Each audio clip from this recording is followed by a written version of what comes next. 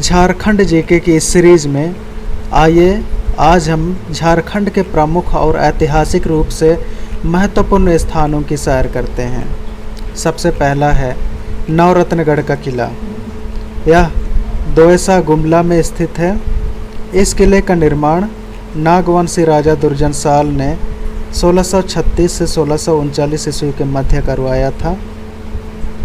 सन 1627 में जहांगीर की कैद से छूटकर नागवंशी राजा दुर्जनसाल ने अपनी राजधानी को कोकरा से दोयसा ले गए ताकि वह सुरक्षित रह सके। उसने दोयसा में 5 मंजिला महल बनवाया। पहले इस 5 मंजिला महल में के पहली मंजिल में 9 चैम्बर थे, परंतु उस समय हवा से उस महल के ऊपरी 2 मंजिलें ढह गईं और बाकी की 3 मंजिलें शेष रह गईं। इन 3 मंजिलों में 27 कमरे अभी भी हैं। दूसरा ऐतिहासिक स्थल है इचक का किला। यह हजारीबाग में स्थित है। इस किले का निर्माण रामगढ़ के राजा तेज सिंह ने करवाया था। जब अंग्रेज़ों ने सन 1772 ईस्वी में रामगढ़ पर आक्रमण किया तो रामगढ़ के राजा तेज सिंह सुरक्षा कारणों को ध्यान में रखकर अपनी राजधानी इचक को बनाया। राजा तेज सिंह ने इचक में एक 3 मंजिला महल बनवाया। उचित देखभाल की कमी के कारण यह महल करीब करीब अब ढह करके ख़त्म हो चुका है। अगला ऐतिहासिक स्थल है राजमहल का किला। यह साहिबगंज में स्थित है। इस किले का निर्माण राजा मान सिंह के द्वारा कराया गया था। अगला ऐतिहासिक स्थल है विश्रामपुर किला या पलामू किला। इस किले का निर्माण चेरों और मुगलों के समय में किया गया था। चेरों परंपराओं के अनुसार इस किले के निर्माण में करीब 9 वर्षों का समय लगा था। अगला ऐतिहासिक स्थल है नारायणपुर किला। यह लातेहार जिले में स्थित है। इसका निर्माण चेरो राजा 10 लेखपाल के द्वारा कराया गया था। ऐसा कहा जाता है कि यह किला चेरो वंश के लिए अभिशाप था, इसलिए वे इसमें नहीं घुसते थे। अगला ऐतिहासिक स्थल है जगन्नाथपुर का मृदा किला। यह मिट्टी का किला है। पश्चिम सिंहभूम में यह स्थित है। इस किले का निर्माण राजा जगन्नाथ के द्वारा कराया गया था।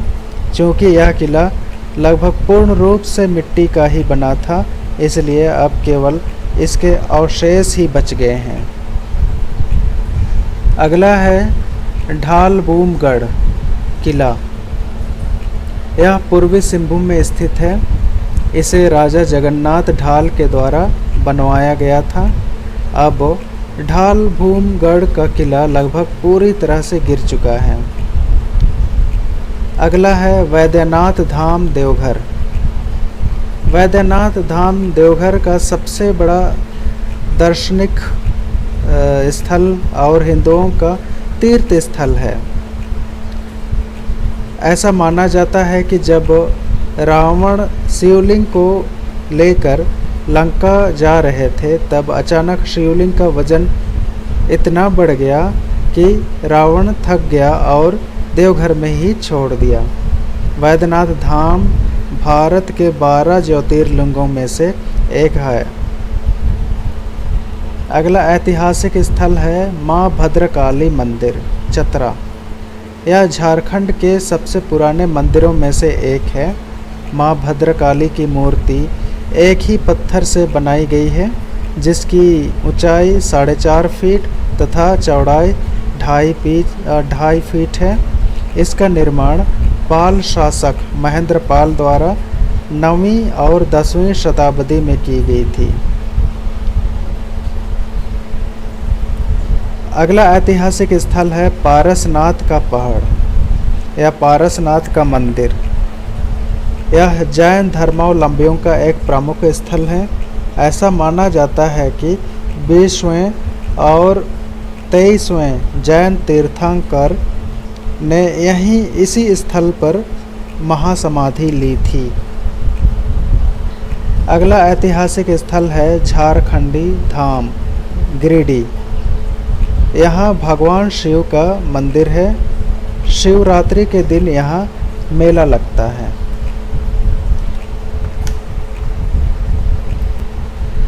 अगला बहुत ही महत्वपूर्ण स्थल है डिमना लेक और जुबली पार्क।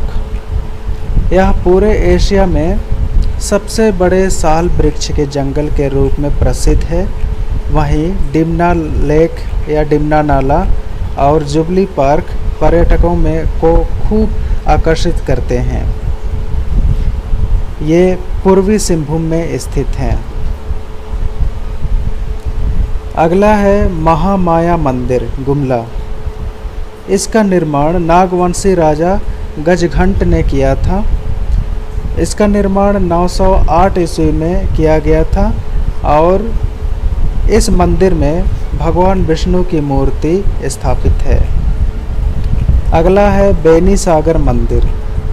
बेनी सागर मंदिर पश्चिम सिंहभूम के कोचांग गांव में स्थित है। यहाँ शिव की मूर्ति बंगाल के शासक शशांक द्वारा स्थापित की गई थी। यह बहुत ही महत्वपूर्ण स्थान है ऐतिहासिक रूप से, विशेषकर झारखंड के इतिहास में यह बहुत ही महत्वपूर्ण स्थल है। अगला है माँ छिन्नमस्तिका मंदिर राजरप्पा रामगढ़। यह राजरप्पा रामगढ़ के अंदर आता है। यहाँ पर है भैरवी और दामोदर के संगम पर यह छिन्नमस्तिका मंदिर स्थित है। शारदीय दुर्गा पर्व के दौरान माँ की महानवमी की पहली पूजा संथालों के द्वारा की जाती है और संथाल ही बकरे की पहली बलि भी चढ़ाते हैं। अगला है दिउड़ी मंदिर तमाड़। यह धार्मिक स्थल है और यहाँ पर देवी भगवती यानी दुर्गा की मूर्ति स्थापित की गई है। देवी भगवती की 16 भुजाएं दिखाई गई हैं और यहाँ पर पाहन सप्ताह में 6 दिन और ब्राह्मण 1 दिन यानी मंगलवार को पूजा करते हैं। दशहरा के अवसर पर दिउड़ी मंदिर में पाहन द्वारा जानवरों की बलि भी चढ़ाई जाती है। यहाँ पर जानवरों की बलि खूब चढ़ाई जाती है। अगला स्थल है वंशीधर मंदिर। यह नगर उंतड़ी गढ़वा में स्थित है। इसका निर्माण 1885 ईस्वी में की गई थी और यहाँ पर भगवान श्री कृष्ण की मूर्ति स्थापित की गई है। अगला है हल्दी घाटी मंदिर।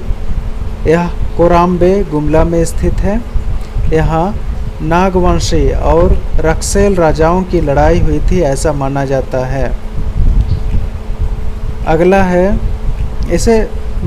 हल्दी घाटी मंदिर, इसको हल्दी घाटी की लड़ाई भी कहते हैं क्योंकि यहाँ पे नागवंशी और रक्सेल राजाओं की लड़ाई हुई थी और इससे उपनाम दिया जाता है हल्दी घाटी।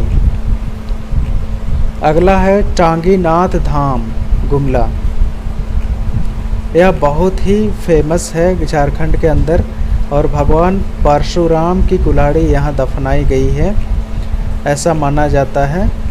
और ऐसा माना जाता है कि भगवान परशुराम जब राम और सीता के स्वयंवर में क्रोधित होकर के, क्योंकि भगवान राम ने भगवान शिव की धनुष तोड़ दी थी, इसलिए उससे नाराज होकर के क्रोधित होकर के भगवान परशुराम चले गए। और फिर जब पता चला कि भगवान राम जो थे वो भगवान के ही अवतार थे, इसलिए वह जंगलों में चले गए।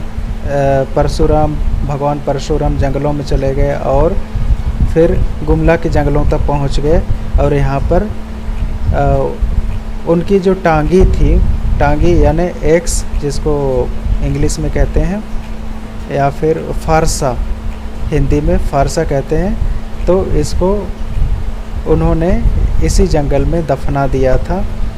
इसीलिए अभी भी लोग कहते हैं, ऐसी मान्यता है कि भगवान परशुराम की जो टांगी है फारसा है, अभी भी वो वहाँ से निकल रही है।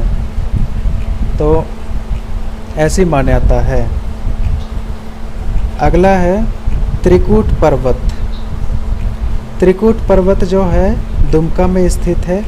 यहाँ गुफाएं और जलप्रपात मिलते हैं, बहुत ही ऐतिहासिक गुफाएं मिलते हैं यहाँ पे। और ऐसा माना जाता है कि रावण की पुष्पक विमान इसी पर्वत पर उतरी थी। अगला है राम रेखा सिमडेगा। यह सिमडेगा जिले में स्थित है और यहाँ पर राम मंदिर है। ऐसा माना जाता है कि वनवास के दौरान यहाँ श्री राम ने कुछ दिन गुजारे थे और कार्तिक पूर्णिमा के दिन यहाँ पर मेला भी लगता है।